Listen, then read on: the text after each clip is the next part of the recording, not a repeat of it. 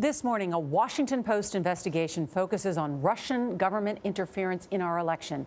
In August, the CIA gave then-President Obama a report, quote, drawn from sourcing deep inside the Russian government.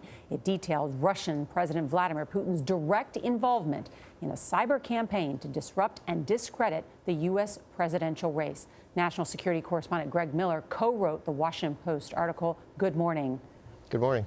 Greg, first of all, to your team, it's incredible read and great reporting. I know you spoke with dozens of officials. Why do you call this the crime of the century, and what was in that report that was given to President Obama?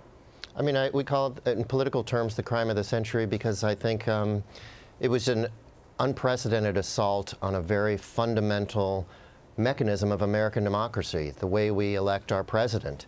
And it was largely, to a large degree, successful. I mean, I'm not saying that it determined the outcome, but we're certainly still living with the instability and the uncertainty that this helped create about our electoral process. And we thought it was really important to spend a good amount of reporting time and energy trying to understand the magnitude of this and why the Obama administration handled it the way that it did. Greg, if it was that monumental, why did not the Obama administration at the time do more in response? Well, that question is at the heart of this story, and that's one of the questions that we set out to try to answer. And there, as you might expect, there are several answers.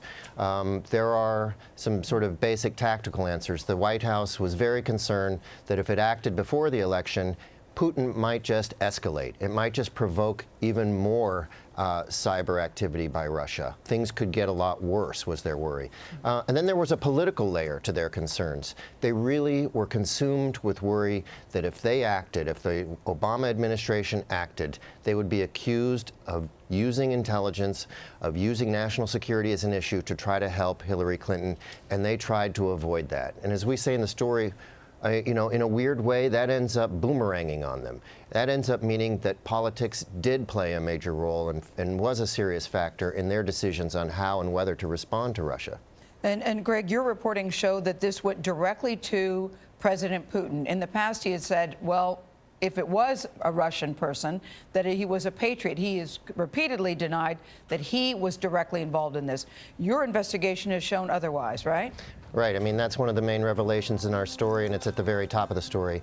The CIA had blockbuster intelligence at the very beginning of August last year of catching Putin's own instructions on this operation and its objective: help elect Trump. Greg, you'd also detail regret by a number of Obama administration officials about perhaps their failure to respond. What did you learn? I think that was fairly widespread among many of the Obama administration officials we talked to. Not all of them, of course. Those close to the president really protect his legacy and really defend what they did and the decisions that they made. But we spoke with many people who look back on this period with a sense of remorse and regret and sort of can't understand themselves why that administration couldn't find a way to do more. Yeah, I mean, you detail, in fact, even the Secretary of State, John Kerry, giving an action memo that included a package of retaliatory measures. And what was the response from the White House? Yeah, to me, that's one of the more interesting sort of moments in this story that we're telling.